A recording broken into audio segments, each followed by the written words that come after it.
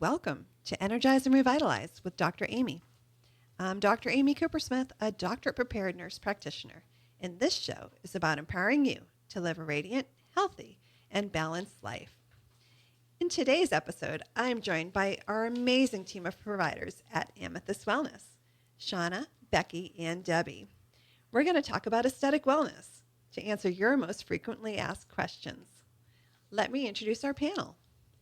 Shauna Sanford is the lead nurse practitioner at Amethyst Wellness. She specializes in hormone treatments, PDO threads, injectables, and lasers. Becky Hamilton is our newest team member at Amethyst. She's a nurse practitioner with many years' experience in aesthetics and wellness, specializing in injectables, PRP, PRF, and more. And Debi Long is our esthetician, specializing in skincare techniques and microneedling. Welcome, ladies, and thanks so much for joining me today. Hi, Dr. Thanks for Amy. having me. All right, our first question is about Botox and neurotoxins. We'll start with Shauna. What is a neurotoxin and how does it work? A neurotoxin is going to temporarily relax and reduce wrinkles and help with youthful aging and prevention of new lines from forming. Yep, it's one of our most popular treatments. Yes. How long do results last? Depending on the product, there's different products. It can last anywhere from 3 to 6 months. Great. And is there a difference between, let's say, Botox, Dysport, Juvo? Yes, so Juvo's been deemed the new Botox, and it potentially could kick in as early as 48 to 72 hours and last up to 3 to 6 months. Botox has medical and cosmetic things that we use it for. It was the original neurotoxin, and we use that a lot. It'll last about 3 months. And then your Dysport has slightly bit more spread in some people, so we tend to use it a little more often in, foreheads. But they do still do the same thing at the end of the day. Yeah.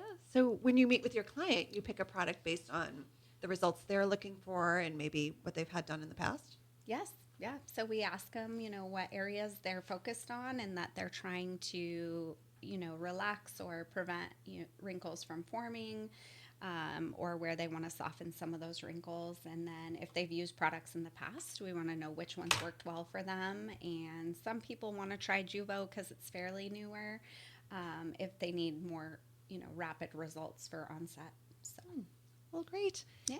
So, Becky, what are some common misconceptions that people have told you about toxins? I think when it comes to trying toxins, especially for the first time, there are things that people have maybe heard of and that they're worried are going to happen. And I think some of the most common things are people are worried they're going to look frozen. They're worried about looking constantly surprised or maybe having an eyebrow or eyelid droop. Right. And these are valid concerns because these are all things that potentially could happen. So I think the most important thing when getting any kind of aesthetic treatment is making sure you're in good hands, making sure you're working with a provider who understands the different products, the different ways that we can use them. And I think someone who is an aesthetic provider as opposed to someone who just dabbles or does it on the side. So I think that if you do that and you really communicate what your goals are, you're going to get those goals and you're going to be really pleased with what neurotoxins can do for you. Yes. And a lot of things, let's say we do get a sprock brow or something like that, that can be treated and fixed. So we do tell people if something does happen that we didn't expect, please let us know. We can fix that. Absolutely. Yeah, that's usually a very easy fix and another reason to see a provider who really knows how to handle anything that might go wrong. Yep. So next, we're going to talk about fillers. So what's the difference between Botox and fillers? There's a big difference. So Botox works primarily on the muscles, on, like Shauna was saying, relaxing the muscles to give a smoother look. Fillers are basically a gel. They're made of hyaluronic acid, which is something found naturally in our bodies. And we can inject that almost anywhere that someone wants to see more volume or a decreased wrinkles or lines. So people sometimes are concerned that the filler won't look natural or it will look fake. How do you respond to that? I think we've all probably seen in the media and in person people who have overdone it with fillers, or they're trying to maybe look like someone else, trying to give themselves features that they weren't naturally born with. And I think that's where people can start to look a little bit fake or overdone. So again, I think it's really important to make sure you're seeing a provider who is on the same page with you about what kind of results you're going to get. Maybe, asking to see before and after pictures and, getting their input as far as putting together a treatment plan. So Shauna, what's your favorite area to treat when you're using fillers? I really think treating the cheeks can make a big difference in most women. You try to address the midsection of the face first to see the best results. I really think that probably cheek filler for most women, but everybody needs a good assessment and treatment plan, like Becky said, to decide what's going to work best for them with filler. But I do like Voluma in the cheek area. That's my favorite as well. Yes. Mine too. Yeah, I because think it's it's awesome. amazing what a difference it can make to put a little bit of volume back in the mid face. Yes, Yep. absolutely. So our newest treatment option is called Salmon DNA Microneedling. So Debbie, what is Salmon DNA? It's also known as polynucleotides. That's a big word for me. Extract. And it's derived from salmon sperm. Oh, I wonder how they get that. Well, it's funny you should ask. Scientists, of course, Yes. and it's done at hatcheries. They grab the fish and they massage the abdomen. It's called Okay. the abdomen massage. Yes. And then the Extract it. sperm is Okay. extracted. And Okay. it does not harm the fish. No salmon were harmed in the No shaping of the salmon were salmon. harmed in the process. No. So, no, why do we use that product? What does it do? Well, it's really good. It stimulates growth hormones. We can. I'm sorry. That's PRP. It's a similar concept. Yeah. Yeah, it really is. Hydration, texture, fine lines and wrinkles. Yep. And the product we use also has vitamin C in it, so it does have some lightening effects. Excellent. And so you apply it to the skin and then you Yes. microneedle it Yes. in. Yes. And that comes at different depths, of course, based on where we are in our skin. We don't go as far down as we would on the forehead as we would the cheeks because of the fleshiness.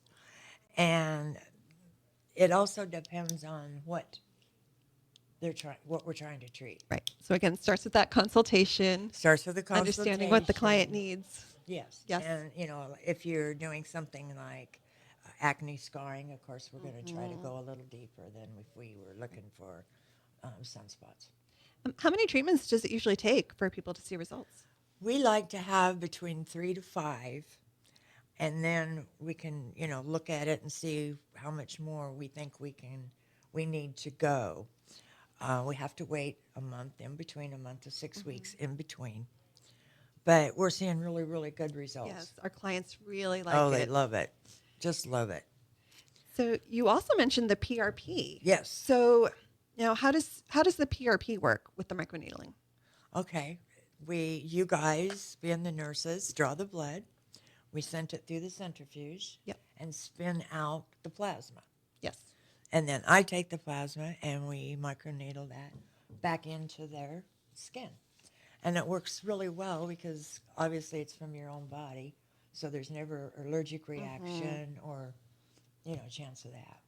Right. And you had mentioned growth factors. Growth it really factors. stimulates that repair. Yes. And hydration. It does hydrate. So we're really excited about both Right. processes. Excellent. So Becky, you also use PRP on the scalp. So tell us about that. So PRP can be used for hair rejuvenation in addition to skin rejuvenation. And it's a really great treatment because it's appropriate for just about anybody and it has very little downtime. the best candidates are people, either men who are experiencing male pattern baldness or women who are experiencing female pattern baldness. And I was really surprised when I started learning about this treatment to learn that up to 40% of women will experience this in their lifetime. And it can show up as thinning hair, or people notice that their part is getting a little bit wider.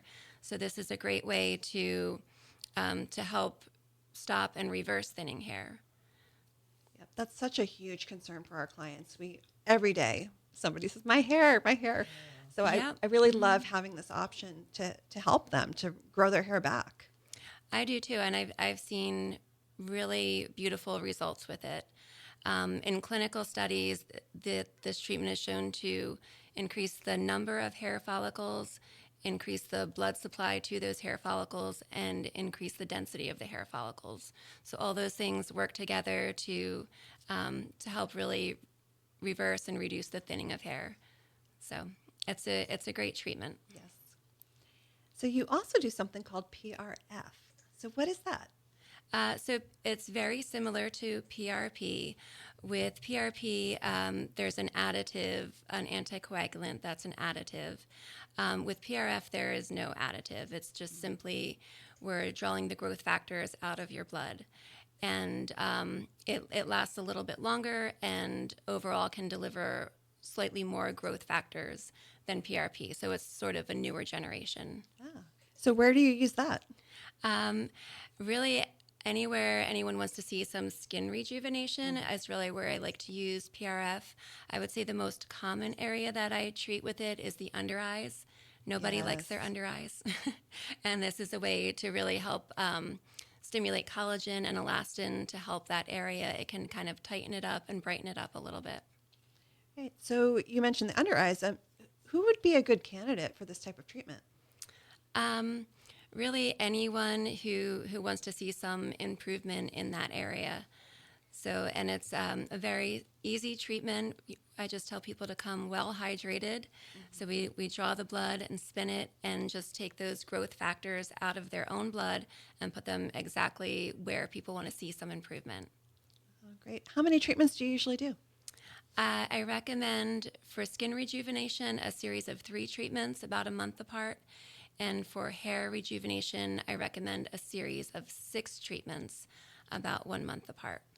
And while we can never guarantee exactly what's going to happen, I generally tell hair patients that if they don't see any changes after 3 treatments, to discontinue treatments. But in all the years I've been doing this, I don't think I've ever had somebody stop because of that. Generally, people are seeing some improvement. That's a really good track record. Yeah. All right. So next we're going to talk about PDO threads. So Shauna, what are PDO threads? So PDO threads are going to lift and tighten the skin, and they are suture that we would use in a surgery. They're going to dissolve over the course of 9 to 12 months, and it's kind of been labeled as a non-surgical facelift or a lunch facelift.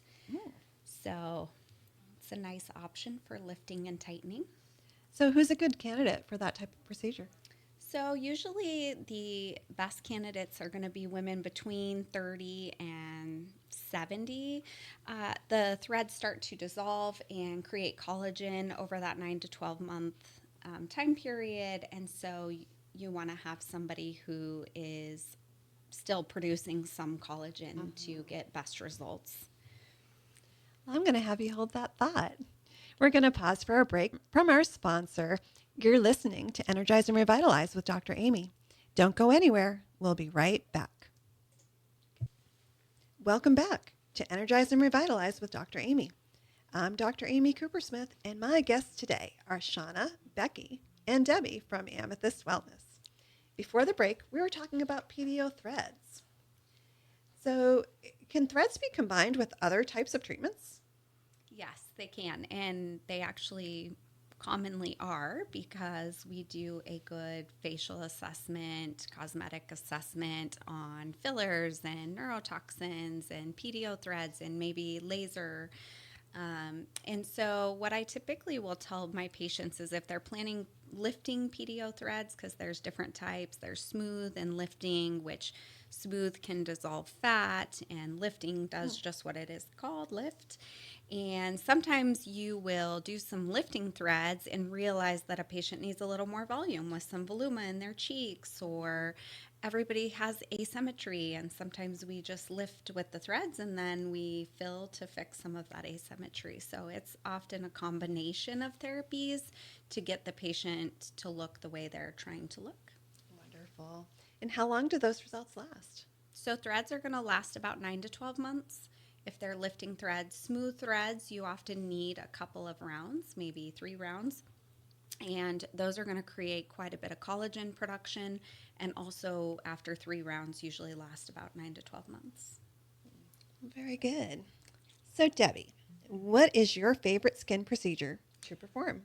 Mine is microneedling, PRP, Okay. Yeah. So we talked about that before. Why is that one your favorite? because the results are more dramatic. Amazing. Yeah, the results are just totally amazing. It's so satisfying to be in our field, to be Yes. able to address concerns that people have and really give them outstanding results. Yes, yes. Just helps their self-esteem and just makes them feel good. It does. It really does. Do you have a skincare regimen that you recommend? Yes, any of the procedures that we do there, like microdermabrasion, anything like that will always help. But the microneedling does have the best results. Typical skincare, I guess I can't emphasize enough, sunscreen. Sunscreen. You know, I second that. yeah, it just, it'll keep your face clear at least. Yep. And living in Florida, even walking out to the mailbox at certain times of year, like now, you can feel that can sun feel it, in your yes. face. And Yes. so I put mine on every single day. Yeah. Whether it's cloudy, doesn't matter what time of year, every single day. Right. Right. Sunscreen, Yeah, hats, too, I think are a good thing to incorporate into Exactly. just getting the mail or walking your dog. Just those little bits of sun can really add up over time. Yeah, they really do. So how should patients prepare before they come in for a treatment? Shauna. It depends on what treatment they're doing. Often if we're doing a laser treatment, we don't want you to have any sun exposure directly to that area at least 2 to 4 weeks in advance. And then post, they have to be mindful about the sun. Filler and Botox, there's not really any prep that they need to do. It's more post-care instructions on what, they have some restrictions from working out or laying flat on the back of their head or forward on their face. But there's not really a lot of prep, but it does depend on the procedure that we're going to do. I like to advise to prepare for a bruise, because nobody wants to give you a bruise, and we don't do it on purpose. But when we're using needles and invading the skin, sometimes we get a bruise, and so we don't want to do it right before a wedding or right before vacation when it's Yes. going to drive you nuts. Yes. And also staying away from things that could increase your risk of bruising. So that alcohol, ibuprofen, fish Yep. oils, biotin, which is one that like a lot of people are on. So if people can stop those for a couple of days, it'll decrease your risk. But like you said, plan on getting a bruise just in case. Right, just in case. So how would you respond, Becky, to somebody who's nervous about trying injectables for the first time? This is something I talk to people about all the time. I think just helping them understand that my goal is to help them look like the best version of themselves. I think when filler and Botox, when those kinds of treatments are done correctly, people aren't going to notice. People aren't going to say, "Oh, I love your cheek filler." They're going to say, "You look great. What is Yes. it? Did you lose weight? Did you what?" And that's I love when people come back and tell me, when I ask, "Oh, did your friends notice? Did your husband notice?" And they say, "Well, no, but I'm getting a lot of just random compliments about that I look great, or did I change my hair, or, what's different?" And that's what I love to hear. And I think that helps people just feel so good and confident inside. And I love to see, especially first timers come back and they almost carry themselves a little differently. You can tell that they're just feeling really good about themselves. So satisfying. Mm-hmm. Okay, so now we're going to play Mythbusters. So we're going to talk about some common myths around aesthetic treatments and whether or not they're true. Okay, first one. If I start injectables now, I have to do them forever. What do we think? That is false. False. But you'll want to do them forever. You don't have to, but you should. Oh, good. So what happens when people stop? Well, they will burn through their filler, and they'll go back to how they started, where they started. They'll not have that refreshed look, and so often that is why they want to come back. But some people are concerned that when the filler goes away, they're going to be left with like some loose skin or something, and that's not the case at all. It dissolves very, very slowly over time, and you're kind of just back to baseline. You're not going to be worse off than where you were prior to injections. Exactly. I think that's a good one. Okay, Debbie, you can get the same skincare results with over-the-counter products as you can with the medical grade. I disagree with that. Disagree? Yeah. Because the medical grade, they've gone through much more testing. And so there is documented proof. Yep. And I think something we've kind of highlighted on the show, too, is that some of those other products contain a lot of additives and parabens and things that you just don't want in your skin. That's right. So getting the higher quality brands is important. And one thing I want to mention, too, I'd never seen it before here recently. If you buy stuff like off the internet, make sure you have an ingredient list. Because if they're made out of the country now, they're not putting the ingredients on the container, which by law we have to. But they're getting away with it. So you really have no idea what you're putting on your skin. Yeah, that's a really good point. And I like what you said, too, about the medical grade being supported by clinical studies. Because especially now with TikTok and all kinds of influencers out there saying that this is a great product, well, that's not really backed by anything other than someone's opinion. That's right. Yeah. That's right. Yeah. Threads are too painful. So I disagree with that. I think that post, there's some discomfort, but ice is your best friend. Some Tylenol, but I always numb you very well with lidocaine, and so most people don't feel the threads going in. They might feel a little bit of pressure, like they know I'm doing something, but a sharp sensation or discomfort during the procedure does not typically occur since we do numb your face with some lidocaine. So it's not that bad. No. Okay. Aesthetic treatments are only for women. I disagree. There's men who want to age gracefully as well, and they also can do, skin procedures to help keep their skin healthy and still look young. Yes, I agree. And I am shocked that in 2025, I have such a small percentage of clients who are men.